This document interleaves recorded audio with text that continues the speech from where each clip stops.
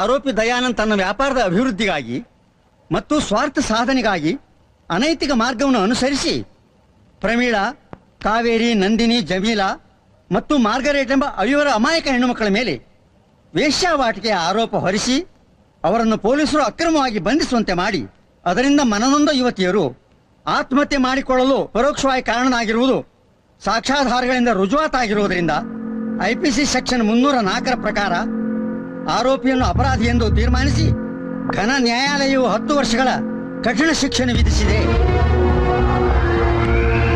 ಈ ಪ್ರಕರಣಕ್ಕೆ ಸಂಬಂಧಪಟ್ಟು ತಲೆತಪ್ಪಿಸಿಕೊಂಡಿರುವ ಆರೋಪಿಗಳಾದ ರತನ್ ಸೇಠ್, ಹರೀಶ್ ಮತ್ತು ಕ್ಯಾಟರಾಮ್ ಎಂಬ ಆರೋಪಿಗಳನ್ನು ಶೀಘ್ರವಾಗಿ ಬಂಧಿಸಿ ನ್ಯಾಯಾಲಯಕ್ಕೆ ಹಾಜರುಪಡಿಸಬೇಕೆಂದು ಪೊಲೀಸರಿಗೆ ನ್ಯಾಯಾಲಯವು ಆದೇಶಿಸುತ್ತದೆ.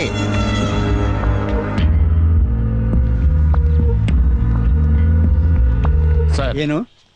ದಯಾನಂದ್ ಕಡೆಯವರಿಗೆ ಕಾಕಿ ಡ್ರೆಸ್ನವರು, ಕರಿ ಕೋಟ್ನವರು ಅಂದ್ರೆ ಒಂಚೂರು ಭಯ ಇಲ್ಲ. ಅದೇ ರಾಯಣ್ಣನ ಕಡೆಯವರಂದ್ರೆ ಭಯ ಇದೆ. ಯಾವುದಕ್ಕೂ ನೀವು ಅವ್ರನ್ನ ನೋಡೋದು ಒಳ್ಳೇದು. ಒಬ್ಬ ರೌಡಿಗೆ ಹೆದರ್ಕೊಂಡು ಇನ್ನೊಬ್ಬ ರೌಡಿ ಹತ್ರ ರಕ್ಷಣೆ ಕೇಳುವಂತೀರಾ? ಇಲ್ಲ ಸರ್, ದಯವಿಟ್ಟು ನಮ್ಮ ಮಾತು ಕೇಳಿ. ನಮಗ್ ಮುಂಚೆನೆ ರಾಯಣ್ಣನ ಕಡೆಯವ್ರು ಬಂದಿರ್ತಾರೆ. ಅದೆಲ್ಲ ಏನು ಬೇಡಿ, ಇಬ್ಬರು ಕಾನ್ಸ್ಟೇಬಲ್ ಮನೆ ಹತ್ರ ಡ್ಯೂಟಿಗೆ ಹಾಕಿ. ಆಯ್ತು ಸರ್.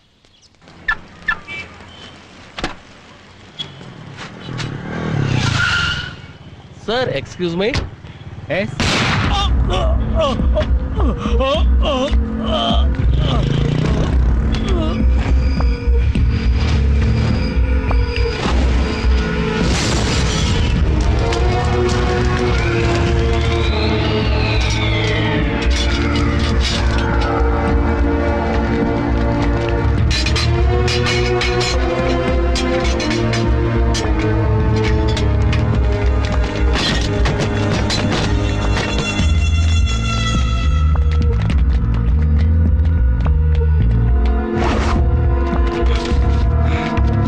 ಯಾರು ಕಾಣಿಸ್ತಾ ಇಲ್ಲ, ಎಲ್ಲ ಎಸ್ಕೇಪ್ ಆಗ್ಬಿಡವ್ರೆ. ಬಂದ್ರು.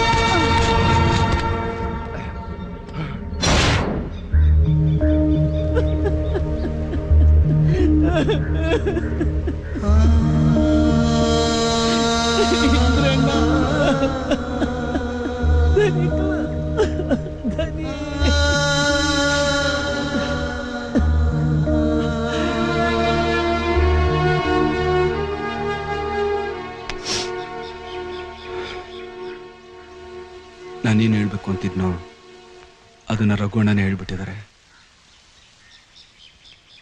ಇನ್ನಿಬ್ಬರು ಬಾಕಿ ಇದ್ದಾರೆ. ಸತ್ಯ ನ್ಯಾಯ ಎರಡು ನೆಮ್ಮದಿಯಾಗಿರ್ಬೇಕು ಅಂತಂದ್ರೆ ಆ ತಂದೆ ಮಗ ಇಬ್ಬರು ಸಾಯಲೇಬೇಕು.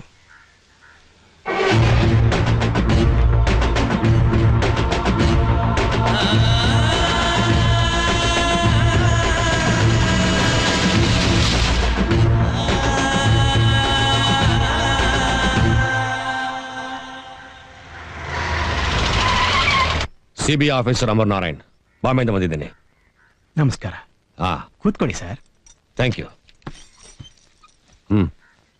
ಶಾಸ್ತ್ರಿಗಳೇ, ನಿಮ್ಮ ಕಡೆಯಿಂದನೇ ಇಂದ್ರ ದೇವಸ್ಥಾನದಲ್ಲಿ ಕೆಲಸಕ್ಕೆ ಸೇರಿರೋದು. ಅವನ ಬಗ್ಗೆ ನಿಮ್ಗೆಲ್ಲ ಗೊತ್ತು. ಹೇಳಿ. ಈ ಇನ್ಸ್ಪೆಕ್ಟರ್ ನನ್ನನ್ನು ಪೊಲೀಸ್ ಸ್ಟೇಷನ್ಗೆ ಕರ್ಕೊಂಡು ಹೋಗಿ ವಿಚಾರಿಸಿದಾಗ ಸತ್ಯವಾಗೂ ಹೇಳ್ತಾ ಇದ್ದೀನಿ, ನನಗೇನು ಗೊತ್ತಿರಲಿಲ್ಲ.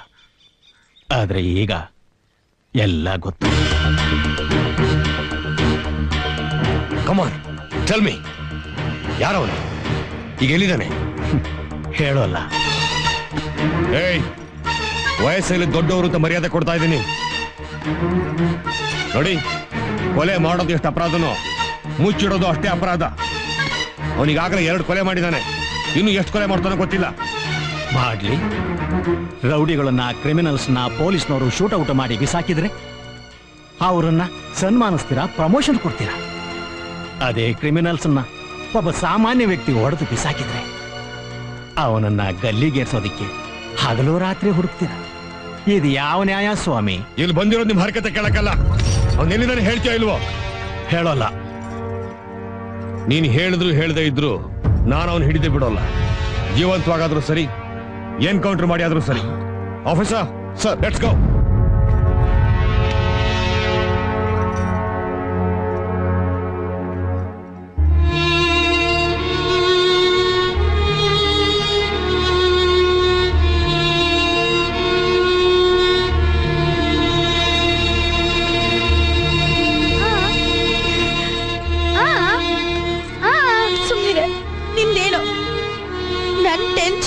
ನನಗೆ ಇಂದ್ರನ ಅರೆಸ್ಟ್ ಮಾಡಕ್ಕೆ ಪೊಲೀಸ್ನವರು ಹುಡ್ಕೊಂಡ್ ಬಂದಿದ್ರು. ಅವ್ರಿಗೀಗ ಈ ವಿಷಯನೆಲ್ಲ ತಿಳಿಸ್ಬೇಕು. ಈಗ ಅವ್ರು ಎಲ್ಲಿದಾರೋ ಏನು ಯಾರಿಗೊತ್ತು.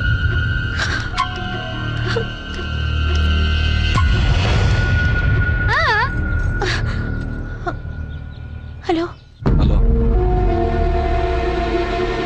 ನಾನು ಜಾನಕಿ. ಏನ್ ವಿಷಯ?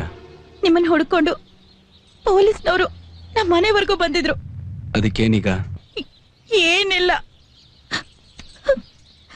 ಅಪ್ಪನ್ ತುಂಬಾ ವಿಚಾರಣೆ ಮಾಡಿದ್ರು. ಆದ್ರೆ ಅಪ್ಪ ಏನೂ ಹೇಳಲಿಲ್ಲ. ಅದಕ್ಕವರು ನಿಮ್ಮನ್ನ ಹಿಡಿತೀನಿ ಅಂತ ಹೇಳಿ ಹೋದ್ರು. ಅವರು ಅಮರ್ ನಾರಾಯಣ್, CBCID, ಮುಂಬೈ. ನೀನೇನ್ ಎದುರ್ಕೋಬೇಡ, ಅದ್ ಸುಲಭವಾಗಿ ಅವ್ರನ್ನ ಹಿಡಿಯಕ್ಕಾಗಲ್ಲ. ನೀವು ಸಿಗ್ಲಿಲ್ಲ ಅಂದ್ರೆ ನಿಮ್ಮನ್ನ ಎನ್ಕೌಂಟರ್ ಮಾಡ್ಬಿಡ್ತೀನಿ ಅಂದ್ರು. ನನ್ಗೇನು ಆಗಲ್ಲ. ನೀನ್ ಯಾಕೆ ಎದುರ್ತಾ ಇದೀಯಾ? ನನಗ್ ಭಯ ಆಗ್ತಾ ಇದೆ. ನಿಮ್ಗೇನು ಆಗ್ಬಾರ್ದು. ನೀವ್ ನನಗ್ ಬೇಕು. ಎಷ್ಟು ದಿನ ಆದ್ರೂ ಸರಿ, ನಾನ್ ನಿಮ್ಗೋಸ್ಕರ ಕಾಯ್ತೀನಿ Indra. I love you Indra. I love you.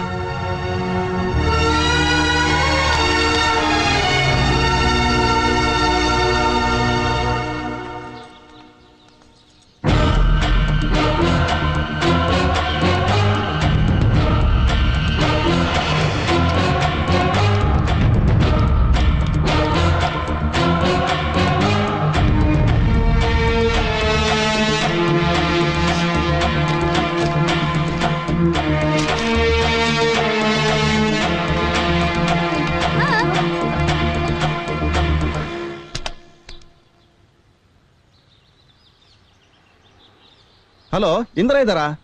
ನೀವ್ಯಾರು? ಸರ್, ನನ್ನ ಫ್ರೆಂಡ್ ಚಕ್ರಧರ್ ಅಂತ, ಸ್ವಲ್ಪ ಅರ್ಜೆಂಟ್ ಆಗಿ ಮಾತಾಡ್ಬೇಕಾಗಿತ್ತು ಸರ್. ಅವ್ರು ಇಲ್ವಲ್ಲ, ಸ್ವರ್ಗದಲ್ಲಿದ್ದಾರೆ. ಸರ್, ತಮಾಷೆ ಮಾಡ್ಬೇಡಿ ಸರ್, ದಯವಿಟ್ಟು ಫೋನ್ ಕೊಡಿ ಸರ್. ನೀವು ಲ್ಯಾಂಡ್ ಲೈನ್ ಇಂದ ಮಾತಾಡ್ತಿದ್ರೋ ಮೊಬೈಲ್ ಇಂದ ಮಾತಾಡ್ತಿದ್ದೀರೋ? ಲ್ಯಾಂಡ್ ಲೈನ್ ಇಂದ ಮಾತಾಡ್ತಿದ್ದೀನಿ ಸರ್. ಅದೇ ಲ್ಯಾಂಡ್ ಲೈನ್ ವೈರಿನ ನಿಮ್ ಕತ್ತಿಗೆ ಬಿಕ್ಕೊಳ್ಳಿ, ಡೈರೆಕ್ಟ್ ಆಗಿ ಸ್ವರ್ಗಕ್ಕೆ ಹೋಗ್ತೀರಾ. ಇಡೆಯ ಫೋನು, ತಲೆ ತಿಂತಾನಲ್ಲಿ.